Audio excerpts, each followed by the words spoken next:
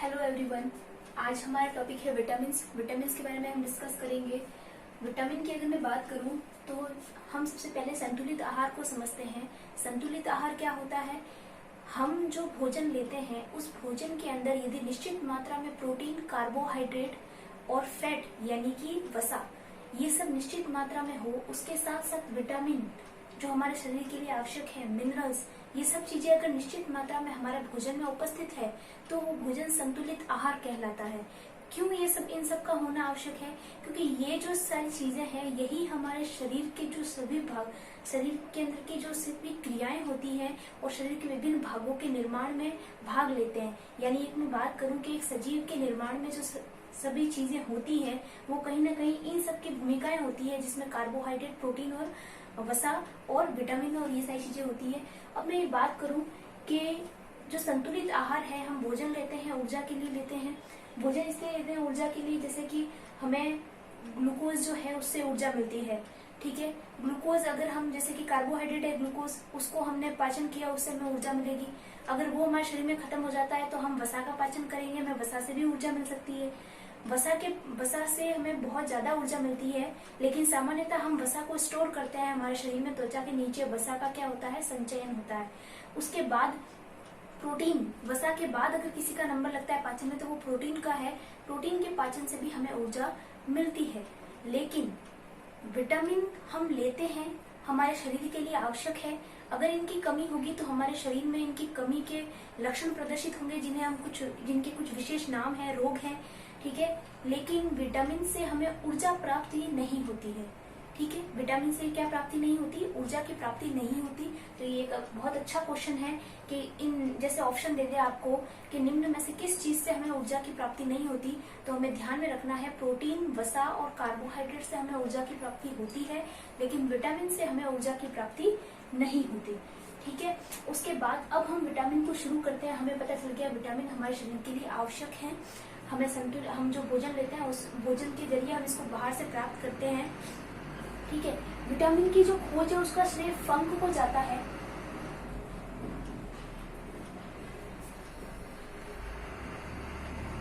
खोज का श्रेय फंक को जाता है। वैसे हॉपकिंस ने इनकी खोज की थी, लेकिन उन्होंने इसको विटामिन नाम नहीं दिया था। विटामिन जो नाम है वो फंक ने दिया था, इसलिए खोज का श्रेय ज्यादातर बुक्स में फंक को ही दिया जाता है। ठीक है, अब हम बात करते हैं विटामिन की खोज का श्रेय फंक को दिया गया है। अब हम जो है विटामिन जो दे रखे हैं उनके केमिकल नेम जो हैं, जहाँ से हमारे क्वेश्चन आते हैं, विटामिन के नाम देते हैं, उनके केमिकल नेम पूछ ले जाते हैं। ठीक है, उसके बाद उनसे उनकी कमी से होने वाले रोग, ठीक है, और भी उनकी कुछ विशेष बातें होगी जिसको आज हम डिस्कस करेंगे। तो सबसे पहले मैं यहाँ लिख रही हूँ विटामिन के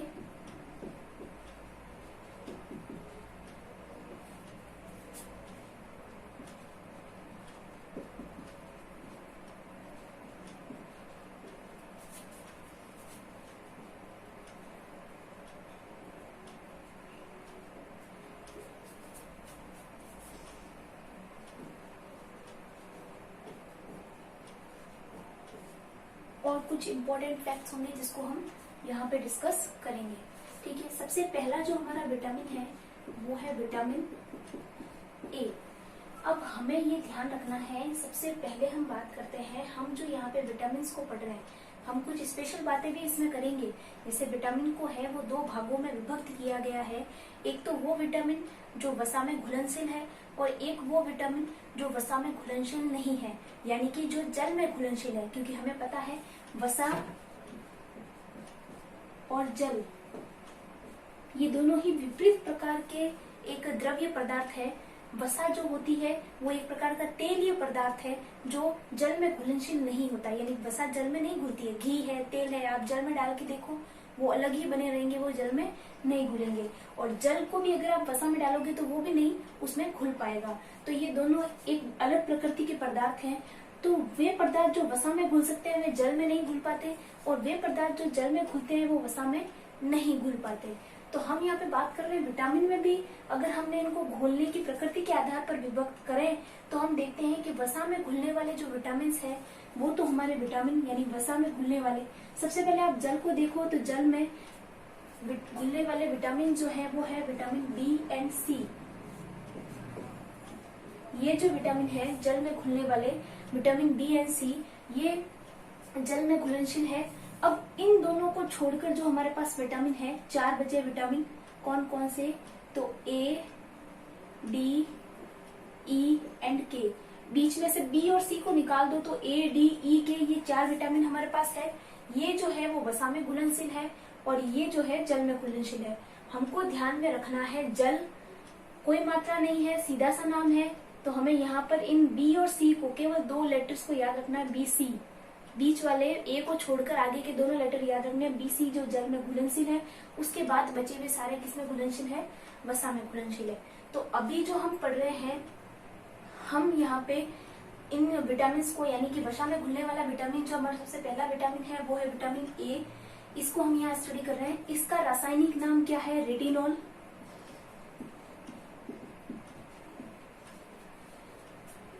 विटामिन ए का रासायनिक नाम रेटिनॉल है।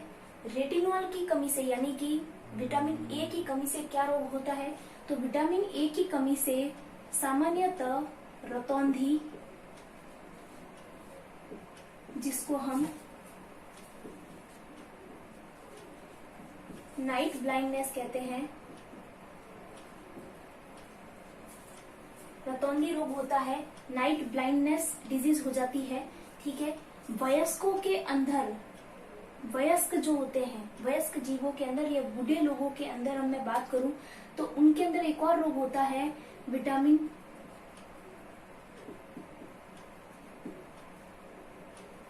ए की कमी से ज़ेरोथेल्मिया रोग होता है। ठीक है, तो ये 2 रोग हमें याद रखना है विटामिन ए की कमी से। एक तो है रतौंधी, नाइट ब्लाइंडनेस, और एक है ज़ेरोथेल्मिया रोग जो ज्यादातर वृद्ध वयस्क अवस्था पूरी करने के बाद जो वृद्ध अवस्था शुरू होती है वहां पर ये उसमें आए हुए लोगों को ये यानी कि वृद्धावस्था में आए लोगों को ये ज़ेरोथेल्मिया रोग होता है, विटामिन ए की कमी से होता है रतौंधी। और इस रोग में होता क्या है, तो शाम के समय व्यक्ति को दिखाई देना कम हो जाता है। ठीक है, शाम के समय उसको जो यानी कि धीरे धीरे जैसे सूर्य का प्रकाश छिप जाता है उसके पश्चात उस व्यक्ति को दिखाई देना कम हो जाता है और धीरे धीरे दिखाई देना बिल्कुल बंद भी हो जाता है। तो इस प्रकार का जो रोग है वो विटामिन ए की कमी से होता है। इसकी पूर्ति, विटामिन ए की पूर्ति ज्यादातर जिसमें कैरोटीन पदार्थ होता है जैसे कि गाजर, वहां से हम इसकी पूर्ति कर सकते हैं। वैसे दही, दूध, मक्खन सारी चीजें ली जाती है, लेकिन विटामिन ए की पूर्ति के लिए अगर मैं बात करूं तो गाजर जो है वो सबसे उपयुक्त है, जिसमें बहुत ज्यादा कैरोटीन की मात्रा होती है जो विटामिन ए को बनाने में सहायक है। सेकंड जो है हमारा विटामिन बी को मैं यहाँ डिस्कस नहीं करूंगी क्योंकि विटामिन बी एक कॉम्प्लेक्स विटामिन है, इसको हम अलग से डिस्कस करेंगे।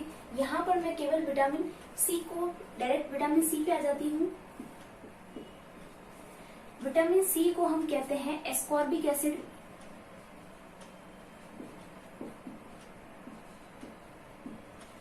इसकी कमी से जो रोग होता है उस रोग को कहते हैं स्कर्वी। विटामिन सी की कमी से होने वाला रोग है स्कर्वी।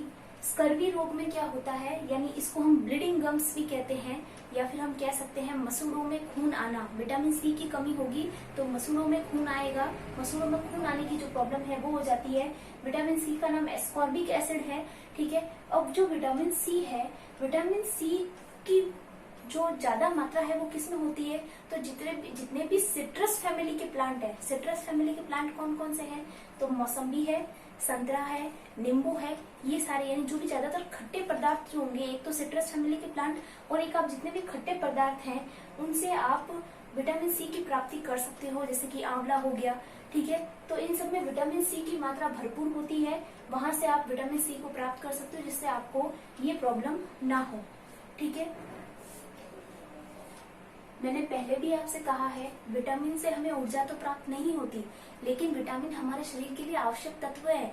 वो विभिन्न क्रियाओं और विभिन्न संरचनात्मक पदार्थों में को बनने के लिए उसमें भाग लेते हैं, विभिन्न क्रियाओं को करवाने में भाग लेते हैं। ठीक है, तो अब अगर इनकी कमी हो जाएगी तो हमारा शरीर उस कमी को प्रकट करेगा जिसको हम रोग कहते हैं, और ये रोग जिसको हम पढ़ रहे हैं। ठीक है, अब है विटामिन सी की बात आ जाते हैं हम विटामिन डी पे। विटामिन डी को हमने स्किप किया क्योंकि कॉम्प्लेक्स विटामिन है। विटामिन डी का जो नाम है वो है कैल्सीफेरॉल।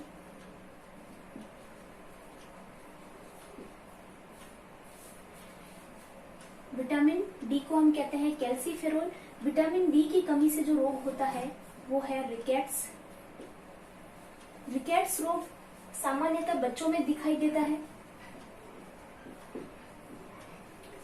और एक और रोग होता है, यानी यही कमी, अगर विटामिन डी की कमी अगर वयस्क व्यक्ति में या वृद्ध लोगों में हो तो वहां पर जो रोग होगा वो ऑस्टियोमलेशिया होगा।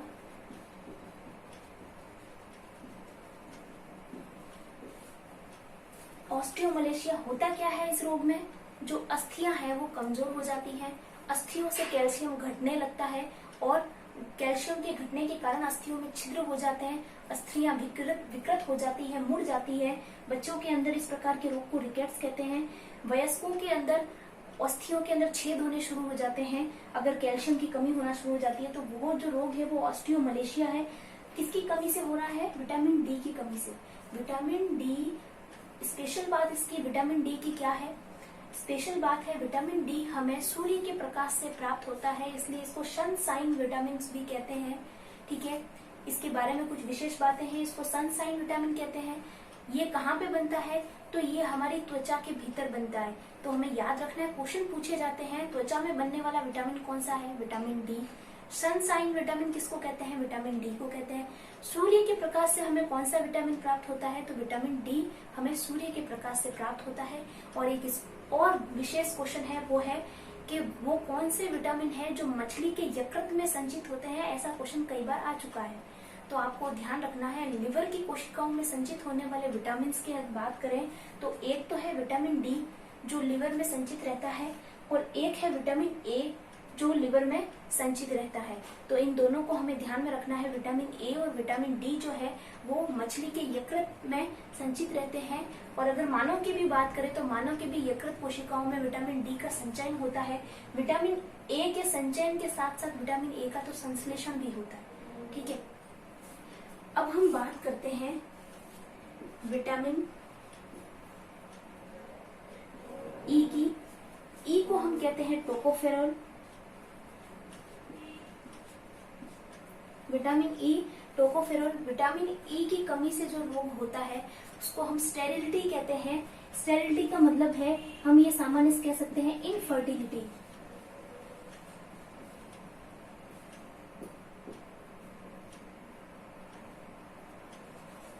इनफर्टिलिटी हो जाती है। इनफर्टिलिटी का मतलब है कि बंध्यता आ जाती है। बांझपन का जो लक्षण है वो विटामिन ई की कमी से होता है। यानी विटामिन ई जो है वो एक प्रकार से शरीर के लिए आवश्यक विटामिन है। इसकी कमी होगी तो एक इनफर्टिलिटी का गुण विकसित हो, मतलब एक प्रकार का रोग का जो लक्षण है वो विकसित हो जाएगा। ठीक है, अब विटामिन ई की एक और विशेषता है वो ये कि विटामिन ई को हम ब्यूटी का विटामिन भी कहते हैं। यानी वैसे तो सारे ही विटामिन आपकी स्किन को अच्छा रखने में, एक हेल्दी स्किन को बनाए रखने के लिए सभी विटामिन आवश्यक होते हैं, लेकिन विटामिन ई को हम ब्यूटी का विटामिन कहते हैं। ठीक है, तो यहाँ से क्वेश्चन कई बार आता है ब्यूटी विटामिन कौन सा होता है? तो विटामिन ई होता है। ठीक है, ये हमें ध्यान में रखना है।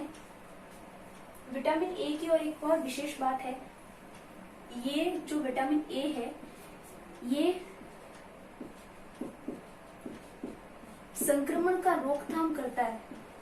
तो हमें ध्यान रखना है कौन सा विटामिन है जो हमारे शरीर की रोग प्रतिरोधक क्षमता बढ़ा रहा है? विटामिन ए, क्योंकि संक्रमण को रोकेगा, इसका मतलब रोग के प्रति विरोध उसके करने की क्षमता बढ़ा रहा है।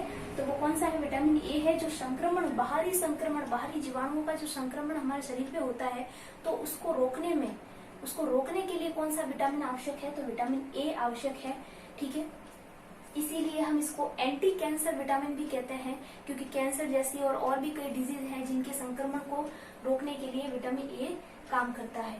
ठीक है, फिफ्थ हमारा विटामिन है विटामिन के। विटामिन के जो है,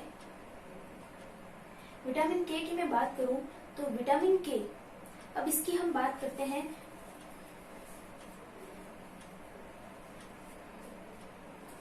इसको विटामिन के को फेलोक्विनोन और नेफ्थोक्विनोन दोनों कहा जाता है। कई जगह नेफ्थोक्विनोन भी लिखा होता है, कई जगह फेलोक्विनोन भी लिखा होता है।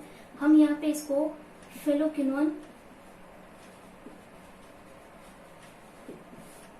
कहते हैं फेलोक्विनोन, यानी कि इसकी कमी से, अब हम बात कर रहे हैं विटामिन के, फेलोक्विनोन, ठीक है। आप इसको याद रख सकते हो, के फॉर किंग एंड किंग का ऑपोजिट क्वीन, तो आप क्विनोन से याद रख सकते हो कि विटामिन के का नाम है वो फेलोक्विनोन है, ठीक है। इसकी कमी से कौन सा रोग होता है, तो विटामिन के की कमी से क्या रोग होगा, विटामिन के की कमी से रक्त का थक्का नहीं बनता। अगर विटामिन के की कमी किसी के शरीर में होती है तो उसके अंदर नेचुरल जो हम ये कह सकते हैं ब्लड का, मतलब रक्त का जो थक्का बन जाता है, ब्लड क्लोटिंग हो जाता है, वो नहीं हो पाता। यानी सामान्य कभी कोई छोटा मोटा घाव लगता है तो हमें दवाई लेने की जरूरत नहीं होती, वो घाव अपने आप धीरे धीरे थोड़ी देर में भर जाता है, ब्लीडिंग रुक जाती है। लेकिन जिस व्यक्ति में विटामिन के की कमी होगी, उसके अंदर विटामिन के की कमी वाले व्यक्ति के अंदर रक्त का थक्का नहीं बनता।